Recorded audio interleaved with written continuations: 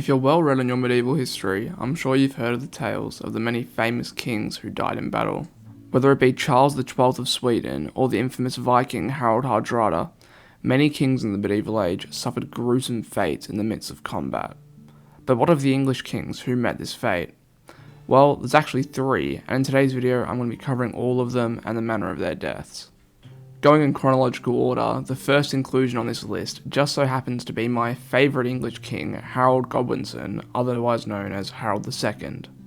The son of an English nobleman and a Danish noblewoman, Harold ascended to the throne on the 6th of January 1066 following the death of Edward the Confessor.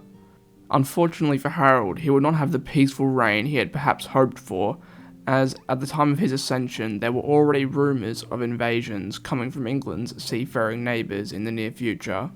Rumours that would prove true when in the late summer of 1066 a Viking army led by the previously mentioned Harald Hardrada, and including Harold Godwinson's own brother Tostig, sailed up the Ouse River before advancing on York.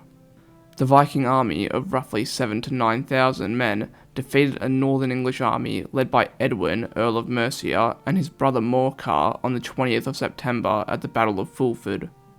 At the time of this battle, Harold Godwinson and the vast majority of the English army were in the south awaiting a Norman invasion by William the Conqueror, but having heard of the massive force that had landed, would be led by the king to York in merely 5 days. According to Snorri Sturluson, an Icelandic historian, poet, and politician, before the battle a single man rode up alone to Harald Hardrada and Tostig. He gave no name, but spoke to Tostig, offering the return of his earldom if he would turn against Hardrada. Tostig then asked what his brother Harold would be willing to give Hardrada for his trouble, to which the rider replied 7 feet of English ground, as he is taller than other men. Following this threat, the anonymous rider then returned to the English lines. Impressed by the rider's boldness, Hardrada asked Tostig who it was. Tostig then supposedly replied that it was none other than the King of England Harold Godwinson himself. Against this backdrop, the fateful battle took place soon after, with the English army ultimately proving victorious, killing both Tostig and Harold Hardrada via an arrow through the eye in the process, despite, according to legend, being held up by a single giant Norse axeman on a bridge for some time. Once this brutal battle was over, Harold left much of his forces in the north, including the previously mentioned Morcar and Edwin, before marching the rest of his army south to deal with the threatened Norman invasion. It is unclear when exactly Harold learned of William's landing, but it was probably while he was travelling south. After resting in London for around a week, William eventually managed to force Harold's hand into fighting sooner than he had wished by setting southern England ablaze. The two large armies then met on the morning of Saturday the 14th of October 1066. After intense fighting that lasted all day, with the Anglo-Saxons actually seeming like they were winning for a large portion of it, either as an intentional strategy or wrongfully believing William had been killed, a substantial part of the Norman army began fleeing, only to turn back around and encircle the chasing Anglo-Saxons, possibly killing Harold's brothers, Gurth and Leofwine, in the process. Unfortunately for Harold and the Anglo-Saxons, this would prove to be a turning point in the battle, with William possibly employing this manoeuvre many more times to catastrophic effect. The final nail in the English coffin, though, would come when Harold himself was struck down late in the battle. There is debate over how Harold actually died, but most sources I've seen believe that, similarly to Harold Godwinson, he was fatally struck in the eye with an arrow that penetrated his brain. Following Harold's death, the remaining English forces predictably collapsed. Many of the men fled, but not the soldiers of the royal household, who bravely surrounded Harold's body and fought to the end. Harold's death, and the Anglo-Saxons' subsequent defeat at Hastings, led to Norman rule of England under William the Conqueror, which actually leads us into the next inclusion, being William the Conqueror's great-great-grandson, Richard I, or Richard the Lionheart. The famous Richard the Lionheart was the son of Henry II and ascended to the throne under, let's just say, questionable circumstances. After revolting against his father as a young man under the lead of his brother, Henry the Young King, they were initially defeated, ending in Richard begging for his father's forgiveness in tears and falling at the feet of him. Henry II would accept the surrender of all three of his sons who revolted against him, and things remained peaceful for a time. This peace wouldn't last, however, as 6 years later, in 1180, tensions again began to arise between Henry and his rebellious son. These tensions would soon erupt into a full-blown rebellion, with the fighting briefly pausing in June 1183 following the death of Richard's elder brother, Henry the Young King, which left Richard as Henry's eldest living son. For the sake of briefness, I will skip many of the battles of this war, but all you need to know is that on the 4th of July, 1189, the forces of Richard and his allied son of the King of France, Philip, defeated Henry's army at Ballons, France, which resulted in Henry agreeing to name Richard his heir apparent. Conveniently, perhaps too conveniently for Richard, Henry then died 2 days later in Chinon, and Richard succeeded him as the King of England, Duke of Normandy, and Count of Anjou.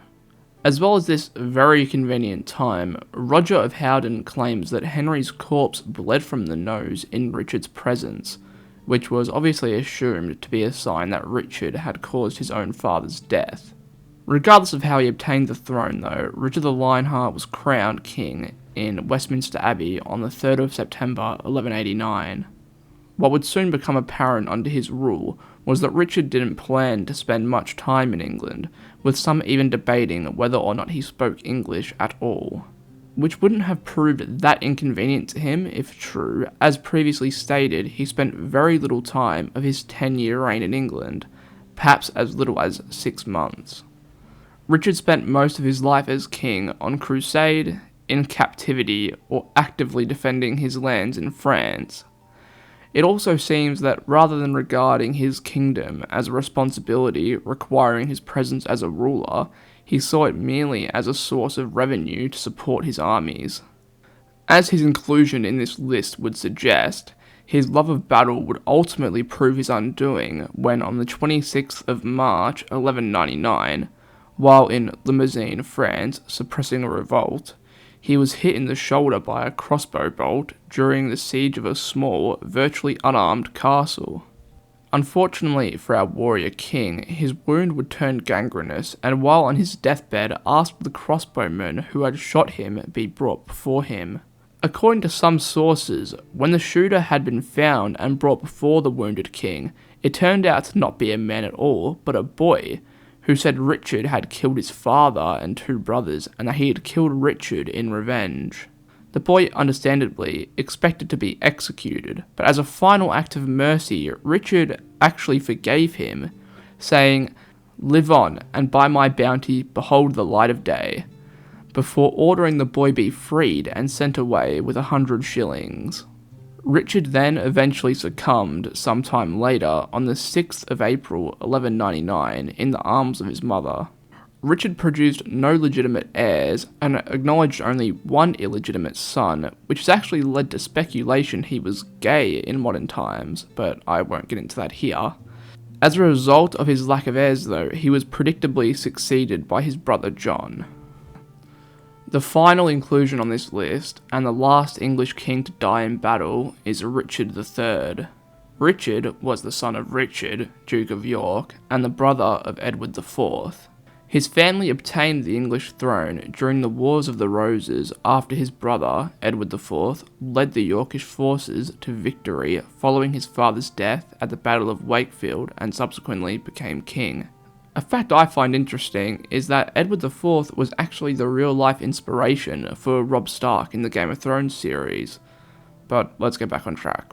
Richard III served his brother faithfully and loyally during his lifetime, which resulted in him being rewarded with the title of Lord Protector, so basically king, until Edward's son, confusingly also named Edward, came of age following his brother's death. Despite this being the now dead king's wishes, arrangements were hastily made for Edward's son's coronation, possibly out of the fear that Richard would try permanently attain the kingship. These worries would prove valid when Richard claimed his brother's marriage was invalid, and thus his 2 nephews were now illegitimate. Following this, the two children were barred from inheriting the throne, and Richard was proclaimed the rightful king on the 25th of June 1483, before being officially crowned a few weeks later on the 6th of July 1483.